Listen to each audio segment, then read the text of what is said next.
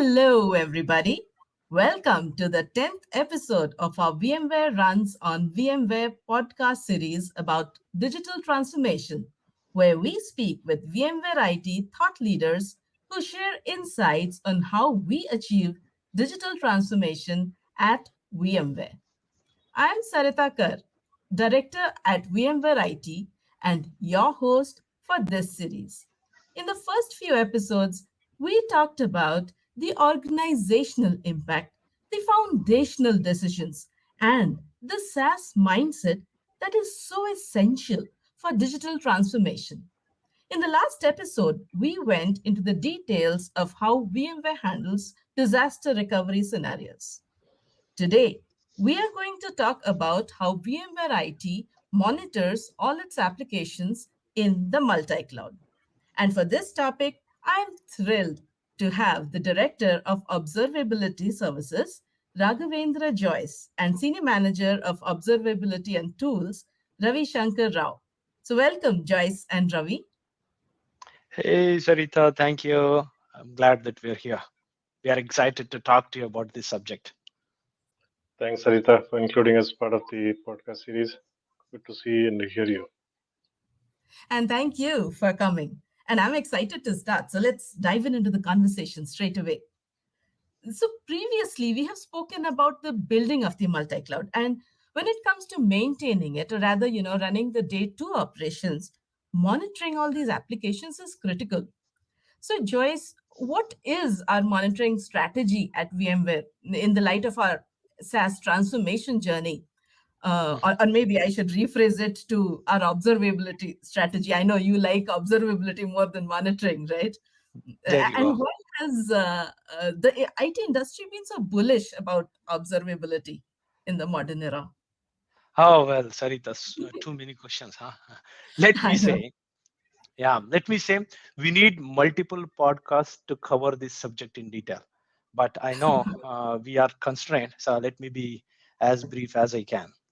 In a nutshell, our strategy is to ensure end-to-end observability for all our revenue generating services. Okay, you're right, observability is a key topic of discussion in IT industry. It is actually the technical jargon right now, right? Many people don't say observability, just talk about monitoring because observability sounds like a tongue twister. This is the second most discussed topic after Kubernetes in cloud native computing foundation. Let me tell you why. Just like how VMware is going through SaaS transformation journey, all the major organizations are going through one or the other type of transformation, and IT has its share of this. In the era of modern business systems with multi-cloud, multi-tier, and complex architecture, IT teams are handicapped without observability.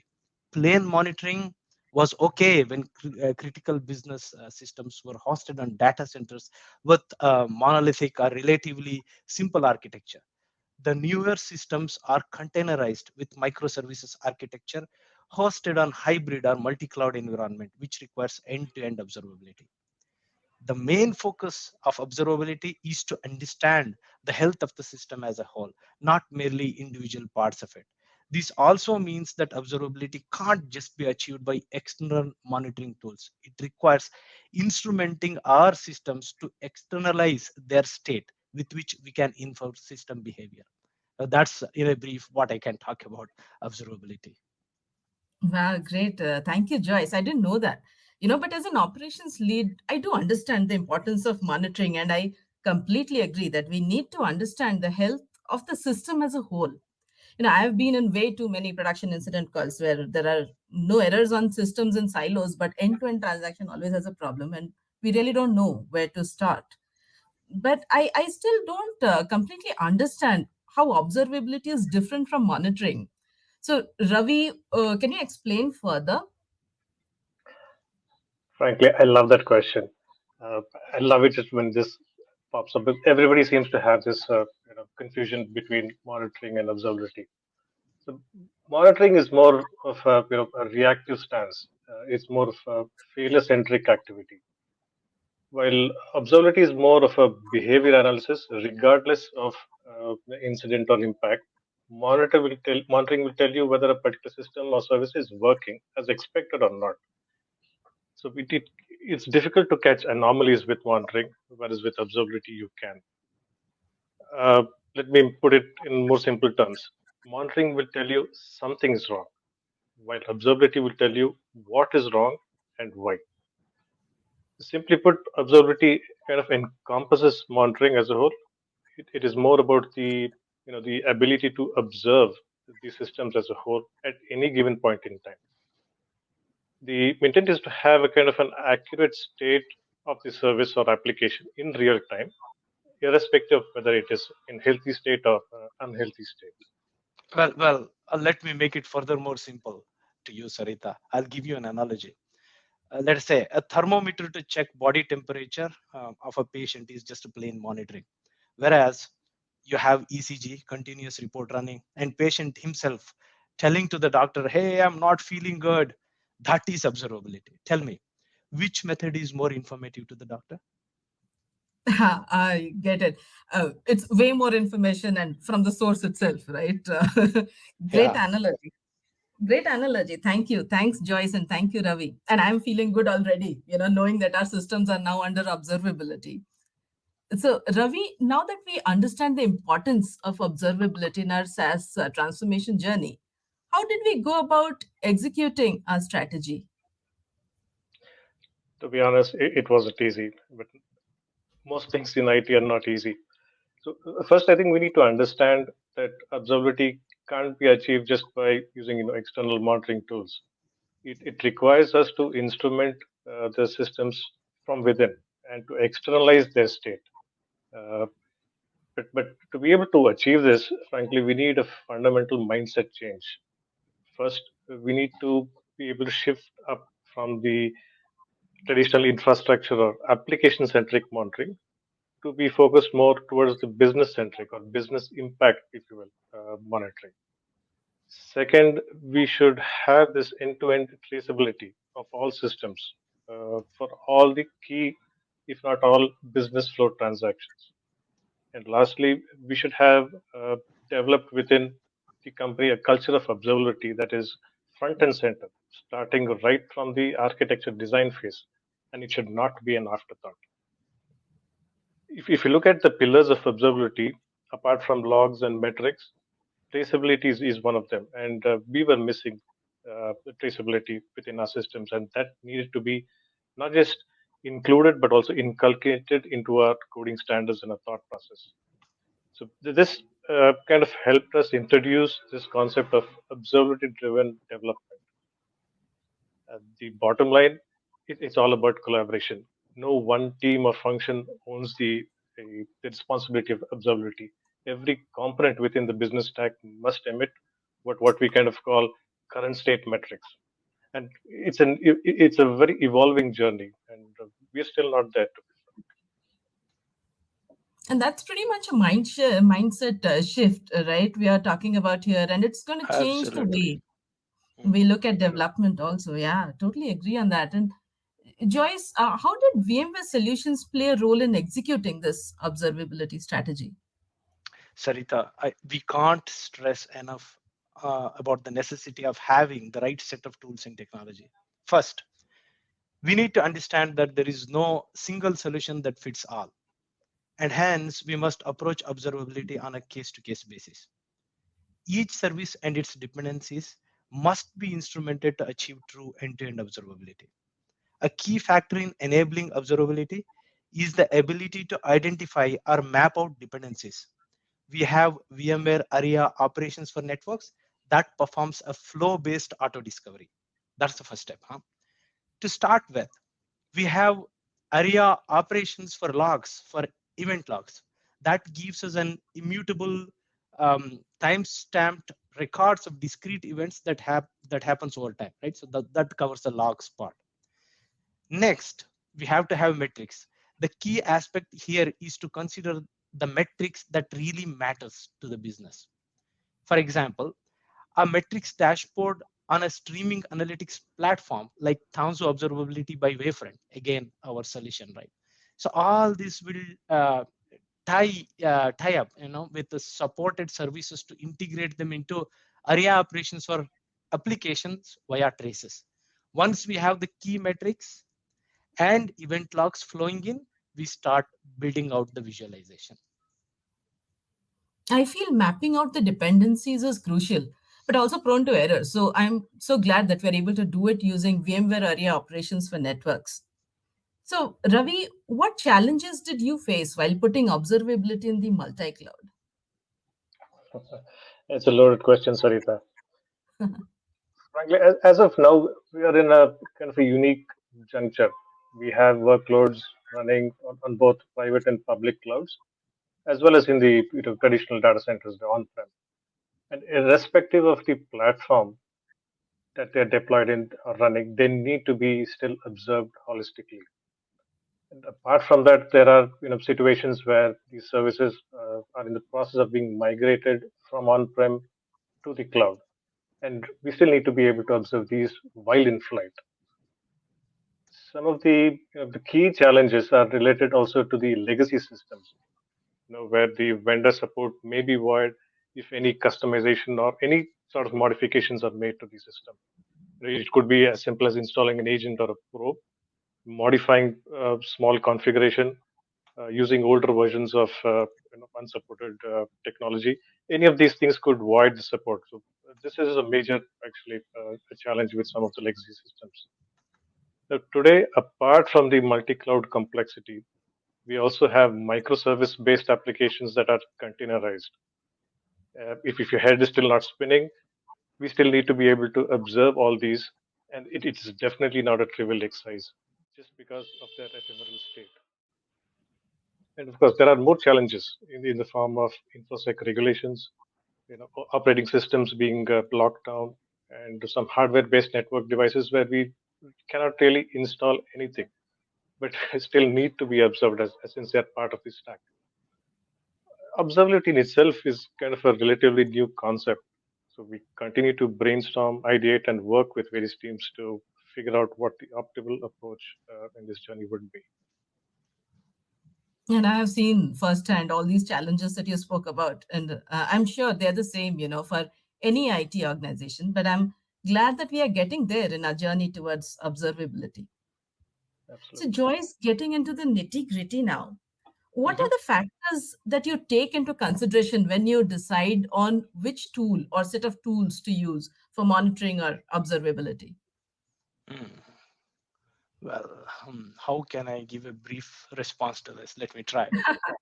Okay. We first check the application stack behind the service, okay, that needs to be observed, and the possibility of carrying it out with the current set of tools and solutions that we have. We actually don't shy away from looking at external vendors if our solutions are not comprehensive for the need. Further, we have a dynamic onboarding process. Let me just tell you about some of the key criteria that we check. Mainly, number one, where the service is deployed, whether it is on-prem, cloud, containers, etc. Yeah. And then number two, where is it running? Is it running in disaster recovery mode? We need to understand that. And number three, what type of data store does it use? And number four, are there any compliance requirements? On top of all this, right, the fifth point and the most important point is the total cost of ownership and overall value proposition. Be it vendor procured or our own product, every tool continuously evolves. So onboarding a tool doesn't mean we are married to that solution forever. The assessment and evaluation process happens continuously, and we keep changing our tool sets. Definitely. We need to check what suits us for sure. And that continuous evaluation is critical to check the relevance of the tool, too, right? Since ours is always a constantly evolving landscape. Absolutely.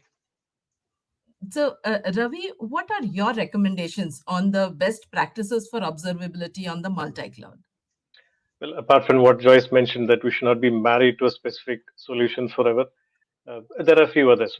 Broadly, right, in my opinion, we could peg the technical aspects to approximately 60-65%, and the rest related to process. Now, this process of kind of, tagging, providing metadata, that can be invaluable especially while decoding or while troubleshooting an issue or an incident. So it is of paramount importance that we have these processes in place. We already touched on the topic of observability driven development, and this is what it encompasses. To kind of give you an example, let's say you have a widget on a dashboard and that widget is splashing red. Pretty much everyone knows that something is wrong, but nobody, or probably only a few, know what exactly is wrong. With additional metadata in the form of, let's say, the name of an application, which team it belongs to, the geolocation, etc., all these can kind of aid in taking corrective actions. So the next time you see a widget, it's flashing red, and you also have the metadata, it becomes so much more easier to take corrective action. If I had to kind of make a list, I would first identify the entire application stack or the business stack, its interdependencies, etc.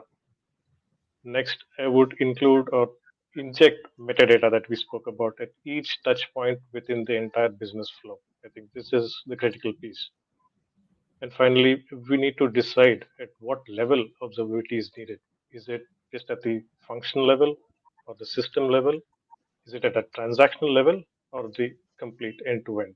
That is a decision that we have to take beforehand. And this is great. We are talking about specifics here, and I'm sure our listeners can definitely benefit from this list. It will help any IT leader who is looking at moving beyond monitoring and implementing observability. So, looking ahead, Joyce, what is the future for observability? Would it evolve into a self healing? And what's your vision for observability? Observability. I'm sorry about the tongue twister again, right? Yeah, You did say it was a tongue twister. It is, still is for me. But what's your vision for observability for the future? Well, trust me, I've had multiple discussions on observability, and it is a tongue twister for many of us. I myself miss many times, so that shouldn't be an issue. It's actually funny. Well, you got that right. Self-healing and self-remediation are logical next steps, but we still have a long way to go, Sarita. Our first step, it's like one step at a time. We are looking at achieving true end-to-end observability for our revenue impacting systems, as I said earlier. That's our first goal. As we evolve, we see that more and more adjacent functions like change control, code check-in metadata, incident data, etc., becoming part of observability landscape. So we are making a decent progress there. The end goal is to have the ability to observe a system holistically and in sync with the dynamics of the system itself, and this must be achieved in a non-intrusive way. Yeah. So now coming back to the question, right? What is the future? The journey, if I could put it in simple words, is from being reactive to becoming proactive with the vision to be predictive. And then we I look at ourselves to be currently somewhere in between proactive and predictive. To be predictive, that requires AI ops. That's a totally different story, Sarita. A few more podcasts on that. That is actually that can be built on top of observability with all the metrics, traces, and logs correlated. It's actually we can achieve self-healing, and that is the bright future that we are looking for. Absolutely. The future definitely looks bright for the VMware SaaS transformation journey and all our solutions in that space. This is a lot of time to innovate, and I'm fired up about it. That brings us to the end of this episode. I certainly learned a lot today, and I'm super excited about the scope of observability in our SaaS transformation and the multi cloud journey. Thank you, Joyce, and thank you, Ravi. It's been absolutely lovely having you here, and thank you for sharing your thoughts. Thank you. Thank you, Sarita. See you again. And that brings us to the end of our 10th episode of the VMware Runs on VMware Digital Transformation podcast. I'm sure our listeners have gained valuable insights about how we are executing observability strategies at VMware. We hope you liked this episode, and if you did, please drop us a comment below. We'll be back with another IT digital transformation story in the next episode of this series. To listen to the previous episodes, check out podcasts in the resources section of our VMware on VMware microsite, vmware.com/company/VMware on VMware. Stay tuned for more.